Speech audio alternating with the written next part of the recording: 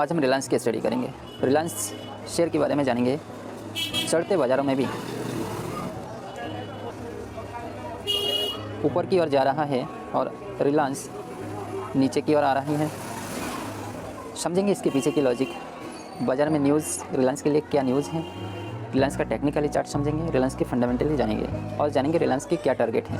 नमस्कार, मैं हूँ आपका दोस्त सुब्रत सरकार। शेयर बाज़ार Hindi channel technically fundamentally stock market related हर एक जानकारी आपके साथ साझा करता है हिंदी में। बने रहिए। चलिए देखते हैं रिलायंस के लिए आज हमारे पास दो न्यूज़ है, एक negative news and positive news.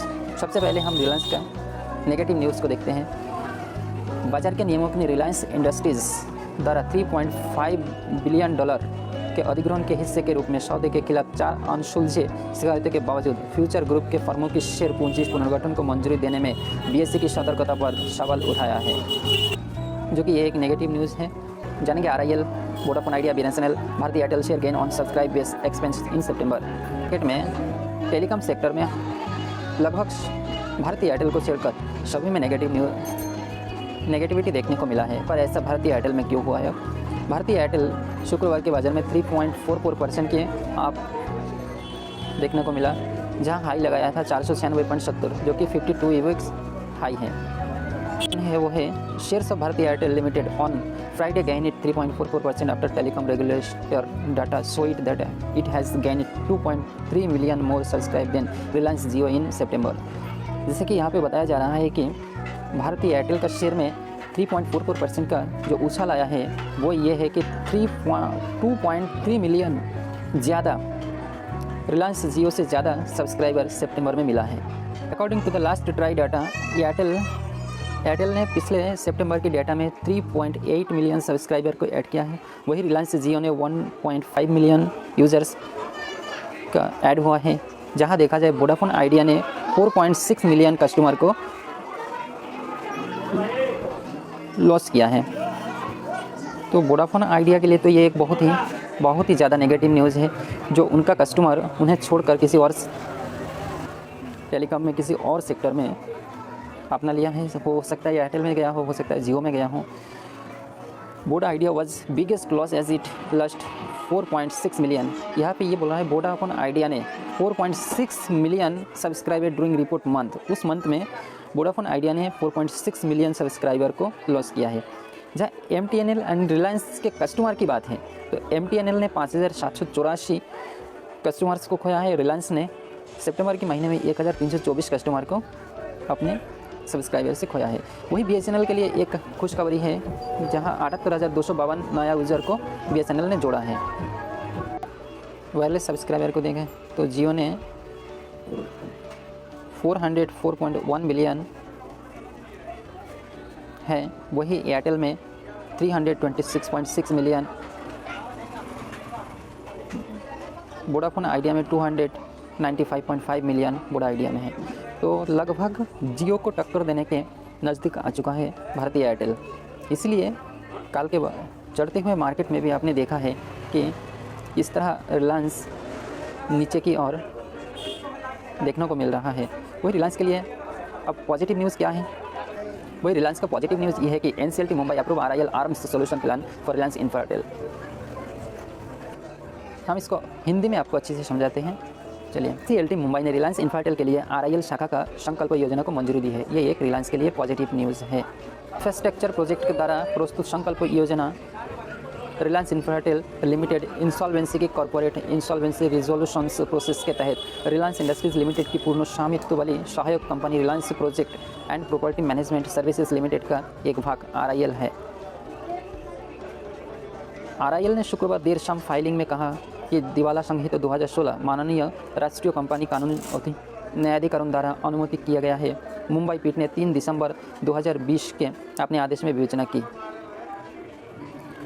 वही रिलायंस कम्युनिकेशन के telecom infrastructure arm Reliance Infratel में करीब 43,000 टावर, 1,72,000 रूट किलोमीटर फाइबर है। सूत्रों ने पहले कहा था कि ऋणदाताओं को संकल्प प्रक्रियाओं से लगभग 4,400 करोड़ संकल्प योजना को लेनदारों की समिति के 100% मतों द्वारा अनुमति किया गया था। तो यहाँ पे लेनदारों को 100% अनुमति के साथ ही इसे अनुमोदित किया गया है। तो ये एक आरआईएल के लिए पॉजिटिव न्यूज़ है। अब जानेंगे रिलायंस का फंडामेंटली और टेक्निकली कैसा रहा शुक्रवार के मार्केट परफॉर्मेंस। रिलायंस ने शुक्रवार को पॉजिटिव मार्केट में भी 0.86% का नेगेटिव रहा, जो कि देखा जाए तो 16 रुपये 90 पैसे के माइनस रहा है। क्लोजिंग हुआ है 1946 रुपये 55 पैसे। रिलायंस का फंडामेंटली समझते हैं। रिलायंस का फुल्ली मार्केट कैप है 12,34,000 करोड़ अराउंड। फेस वैल्यू 10 है। EPS 42 रुपये है। PE 46.24। Price to book value है 3। ROE return on equity 6.82। Reliance A group से बिलोंग करता है। ये S&P एंड BSE सेंसेस में लिस्टेड है। इंटीग्रेटेड ऑयल एंड गैस में से गैस का सेक्टर है ये। BSE के वेबसाइट में भी देख सकते हैं रिलायंस का resolution plan submitted by NCLT, जो डेट है 4/12/2020 को। सितंबर महीने का रेवेन्यू अगर पिछले 3 क्वार्टर का रेवेन्यू को देखते हैं FY 19-20 का, पिछले 2 क्वार्टर में रिलायंस का रेवेन्यू में सितंबर महीने का रिलायंस में रेवेन्यू था 61,246। वही जून महीने का अगर बात करें कंपेयर करें तो 50,446।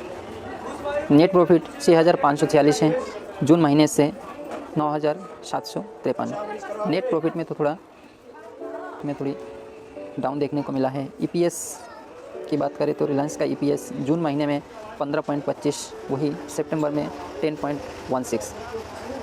कैश EPS में 13.62 है, जून महीने में 18.52।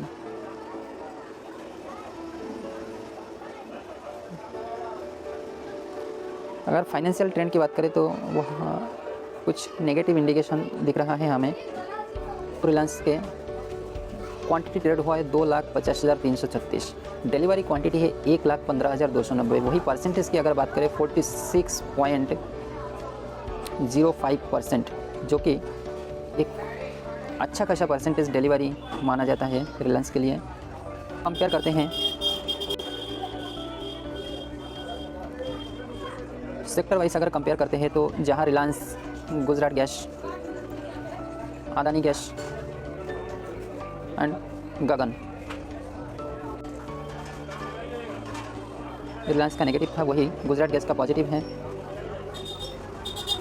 अदानी गैस में भी नेगेटिव देखा गया परफॉर्मेंस, और गगन में 3.66% का नेगेटिव रहा। तो इक्विटी की अगर बात करें, रिलायंस का इक्विटी है 6,445, जहाँ पर गुजरात गैस का है 137.68, वही अदानी का है 109.98, गगन का कोई नहीं। तो रिलायंस का टेक्निकली अगर देखते हैं तो रिलायंस का डे रेंज था 1940 से 1969, जहां रिलायंस ने हाई लगाया 1969 का, लेकिन लो भी रिलायंस का 1940 था। क्लोजिंग दिया है लो के आसपास 1947.70, तकरीबन 0.8683 के नज़दीक क्लोजिंग हुआ है। 52 वीक रेंज में लो बनाया है 52 वीक 867.43, वही हाई बनाया है 2369.35।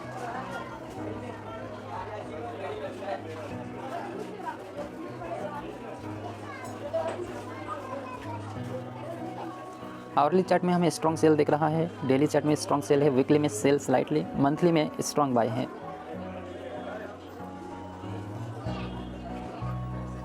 अब हम देखते हैं टेक्निकली क्या इंडिकेशन दे रहा है रिलायंस का। टेक्निकली अगर देखा जाए तो रेसिस्टेंट हमें कहाँ दिखता है, रेसिस्टेंट जो है क्लासिक रेजिस्टेंट 1947.90, लगभग जहाँ पे क्लोजिंग हुआ है वही इनका क्लासिक रेसिस्टेंट हमें दिख रहा है। अगर फिबोनाची रेसिस्टेंट देखें तो 1946.90, यानी हमें फिबोनाची रेसिस्टेंस से ऊपर ही अप हुआ है, ये एक पॉजिटिव इंडिकेशन मान सकते हैं टेक्निकली में। पिवट पॉइंट का अगर बात करें तो क्लासिक में 1944.15, फिबोनाची में भी 1944.15, वही स्टॉप लॉस 1940.70 जो है, फिबोनाची में 1941.40। स्टॉप लॉस 2 है 1936.95 और फिबोनाची में है 1939.70। अगर मूविंग एवरेज की बात करें तो 1905 में 5 डे का moving average, simply moving average 1946.26 और एक्सपोनेंशियल में 1947.98, जो कि 5 डे मूविंग एवरेज से नीचे है इस टाइम। 10 डेज़ मूविंग एवरेज में 1953 सिंपल में और एक्सपोनेंशियल में 1950.97, जो कि 10 डे मूविंग एवरेज से नीचे ट्रेडिंग कर रहा है रिलायंस इस वक्त।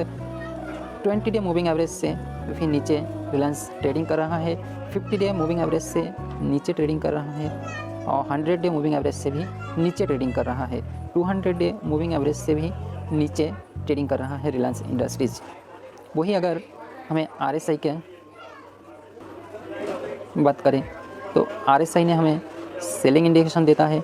स्टोकेस्टिक ओवरसोल्ड जोन में स्टोकेस्टिक RSI ओवरसोल्ड जोन दर्शा रहा है। MACD सेलिंग इंडिकेशन है। लेस वोलेटिलिटी ATR में, ADX में सेल का इंडिकेशन दे रहा है। कमोडिटी चैनल इंडेक्स हमें सेल का इंडिकेशन दे रहा है। वही अगर विलियम्स आर का बात करें तो ओवरसोल्ड है। बुल बीआर सेल इंडिकेशन में है। इन सब के बावजूद भी अगर किसी ने रिलायंस के बारे में बोले तो रिलायंस में मेरे बनना है कि बाय करके चलना चाहिए। रिलायंस का टारगेट होगा 2200 से लेकर 2250 तक।